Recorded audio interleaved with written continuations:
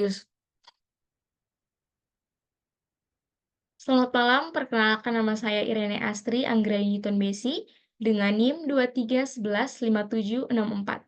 Jadi pada video kali ini saya akan menjawab soal-soal ujian tengah semester mata kuliah kepemimpinan. Di soal yang pertama, jelaskan dan bagaimana menurut Anda tentang peran kepemimpinan di dunia mahasiswa dan karir masa depan. Nah, yang pertama itu di dunia mahasiswa.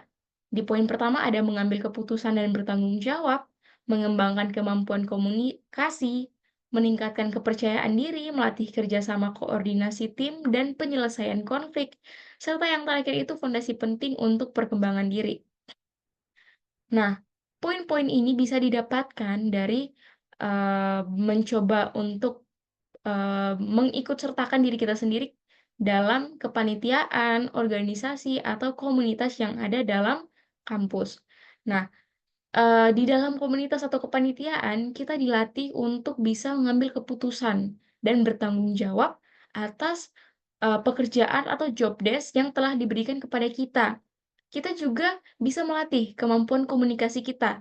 Karena mungkin, kita bisa dipertanggungjawabkan untuk menjadi MC, moderator, ataupun penanggung jawab. Nah, peran-peran itu membutuhkan komunikasi yang baik.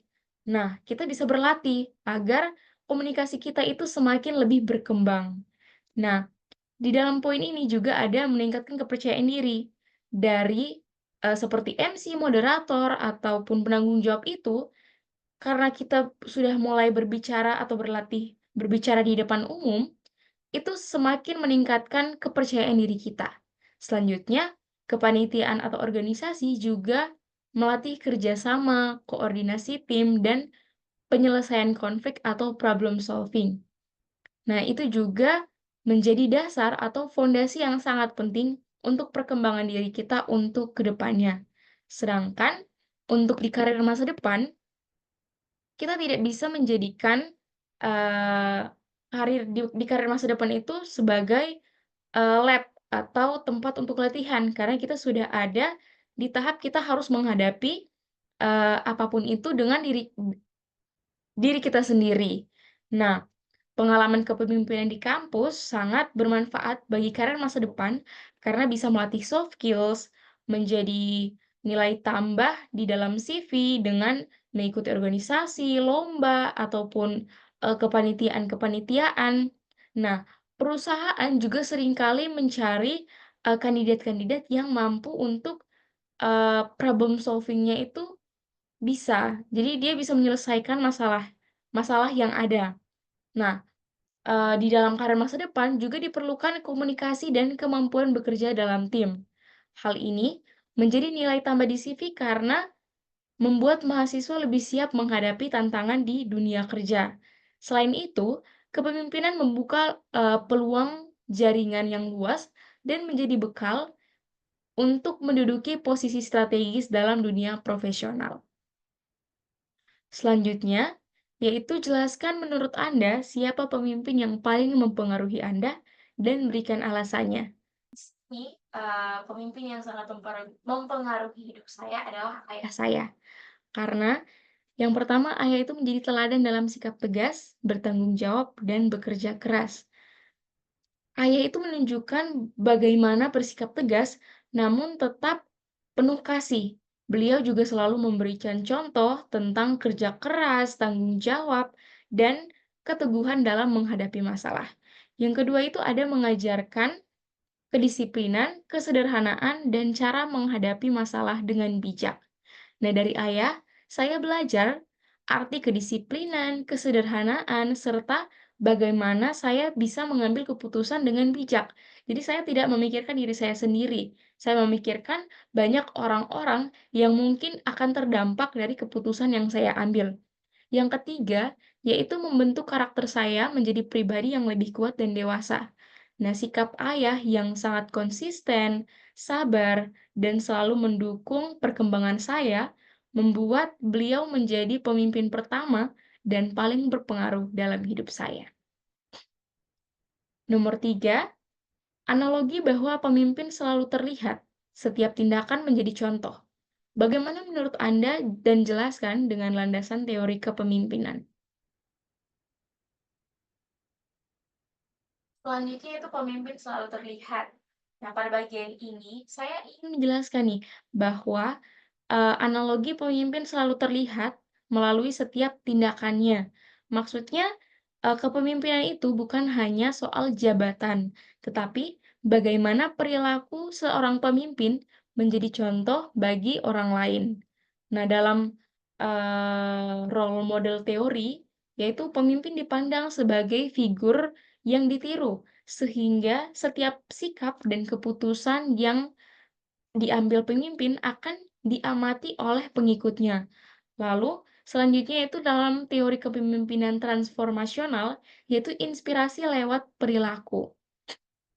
Pemimpin menginspirasi itu lewat, tindakan nyatanya, bukan hanya lewat kata-kata atau omongan yang keluar dari mulutnya. Jadi, pemimpin itu selalu, dilihat itu dari apa yang langsung dia lakukan, apa hasil kerjanya, bukan cuma dari omongannya saja. Selanjutnya yaitu ada behavioral, yaitu tindakan sama dengan bukti kepemimpinan. Nah, di, poin ini, setiap tindakan, yang dilakukan pemimpin, itu bukti bahwa seseorang ini mampu, menjadi pemimpin yang baik atau dia memang memiliki karakteristik untuk menjadi pemimpin. Selanjutnya itu ada traditional leadership. Nah, di sini dihormati karena norma dan keturunan perilakunya jadi standar. Nah, di bagian sini, pemimpin itu cenderung biasanya dihormati karena, normanya atau keturunan yang memang sudah berlaku di, organisasi itu atau, komunitas itu. Baik, pertanyaan selanjutnya, yaitu jelaskan dengan singkat teori kepemimpinan, yaitu ada trait, transformasional, servant, dan situasional. Yang pertama yaitu trait teori, yaitu sifat bawaan seorang pemimpin. Jadi di sini pemimpin memiliki karakter dasar seperti percaya diri, tegas, dan komunikatif. Nah, di trait teori ini dia menjelaskan bahwa pemimpin itu cenderung atau biasanya memiliki sifat-sifat bawaan seperti percaya diri, tegas, dan komunikatif. Selanjutnya itu ada transformational leadership, yaitu menginspirasi perubahan. Nah, pemimpin itu memberi motivasi, visi, dan dorongan sehingga tim yang dibersamai itu terdorong untuk selalu berkembang. Selanjutnya yaitu ada servant leadership, yaitu pemimpin melayani. Nah, fokus utama pada kebutuhan tim, membantu anggota tumbuh dan bekerja dengan nyaman. Nah, di servant leadership ini, pemimpin itu tidak hanya sebagai yang dilayani, tetapi juga pemimpin itu harus bisa melayani.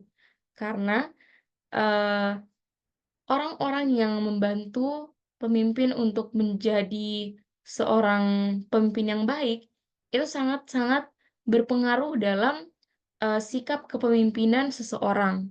Nah, selanjutnya yaitu ada situational leadership, yaitu gaya menyesuaikan kondisi. Nah, pemimpin mengubah cara memimpin sesuai tingkat kemampuan dan situasi tim. Nah, di situational leadership ini, pemimpin harus menyesuaikan gaya kepemimpinannya dengan situasi, kondisi, dan tingkat kesiapan anggota tim. Nah, jadi 4 teori ini itu menunjukkan bahwa kepemimpinan ini dapat muncul dari sifat, perilaku, pelayanan, ataupun adaptasi terhadap keadaan. Selanjutnya yaitu dalam kepemimpinan, mahasiswa mengenali 3 peran utama mereka. Yang pertama leader atau pemimpin, yang kedua follower atau anggota tim, dan yang keempat itu ada influencer atau agen perubahan. Nah, jelaskan masing-masing peran tersebut. Yang pertama itu ada leader, yaitu memimpin tim, membuat keputusan, mengatur strategi, dan menjadi teladan. Nah, leader ini, dia berperan sebagai orang yang memimpin tim itu. Jadi di dalam tim itu, dia yang memegang kendali, dia yang membuat keputusan, dan dia yang mengatur strategi untuk bagaimana, dalam kepemimpinan dia dapat, berjalan dengan baik dan dapat menjadi contoh bagi banyak orang. Nah, yang kedua itu ada follower, yaitu melaksanakan tugas, memberi masukan, dan menjaga kerja sama dalam tim. Nah, follower ini itu berperan sebagai anggota tim. Walaupun sering dianggap sederhana, tetapi peran ini sangat penting karena follower itu menjalankan tugas, dia memberikan masukan, pendapat, dan memastikan kerjasama antar tim dapat berjalan dengan baik sehingga tujuan dalam tim itu dapat tercapai. Yang terakhir yaitu influencer, yaitu mengajak, memotivasi, dan menyebarkan pengaruh positif untuk mendorong perubahan. Nah, influencer ini dia berperan sebagai agen perubahan. Jadi mahasiswa ataupun seseorang dengan peran ini mampu mempengaruhi orang lain, menyebarkan gagasan positif, serta mendorong perubahan yang baik di lingkungan tim maupun kampus atau di lingkungan di mana dia berada. Nah, ketiga peran ini yaitu saling melengkapi, karena seseorang mahasiswa itu bisa berganti peran sesuai kebutuhan situasi. Baik, sekian dari saya. Mohon maaf apabila ada kata-kata yang salah. Terima kasih.